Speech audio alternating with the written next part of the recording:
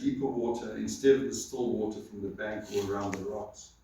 After a quick look around, I'm out on a flat rock, jutting out into the flowing water. José, get away from there, Clifford shouted at me from the bank. You won't see a crocodile coming up from the bottom. He was right, of course.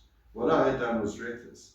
Crocodiles are some of the stealthiest hunters on earth, and even animals with all their senses attuned for survival are regularly caught out while drinking and dragged to their death. Crocodiles are known to breach the water's surface by a meter or more to take antelope grazing on the bank.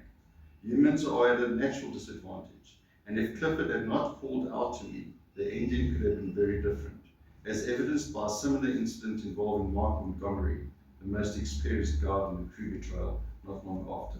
So when this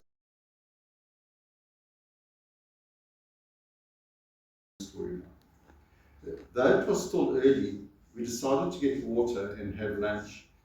The shallow water nearby was dirty and did not look good to drink, so we went to a place further on with more rocks where it was easier to scoop out water. I began ladling. On the third scoop, I saw a crocodile head under the surface. I hadn't noticed it during the first two scoops. There was no ripple, no movement or anything. I pulled my hand back, but the crocodile grabbed my wrist and fingers. From the time I spotted the head until I was grabbed and pulled into the water was so quick I can't wrap my mind around it. I could hear the people behind me shouting.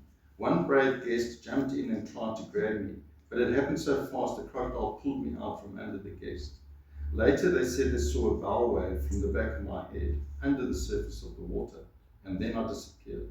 It's unbelievable how fast it happened.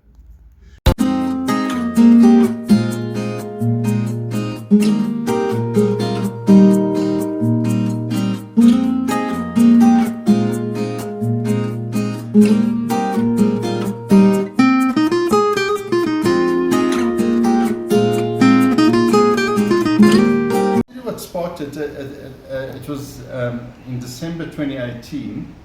I was in Kruger with my then fiance. We ended up. They wanted to. No, we didn't get married in the end. So that was a prequel. Yeah, it was. Yeah, we stayed at the Taba rest camp, and I saw this thing about doing a morning hike inside the Kruger, and that like appealed to me that you could actually walk inside the Kruger. Because I'd grown up. I remember the first time my dad took us there.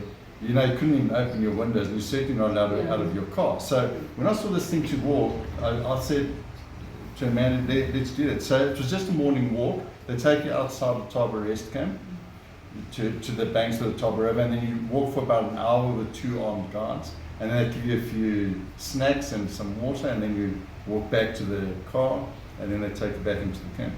So that was fantastic. I really enjoyed that. Actually walking in the Kruger, in the wild.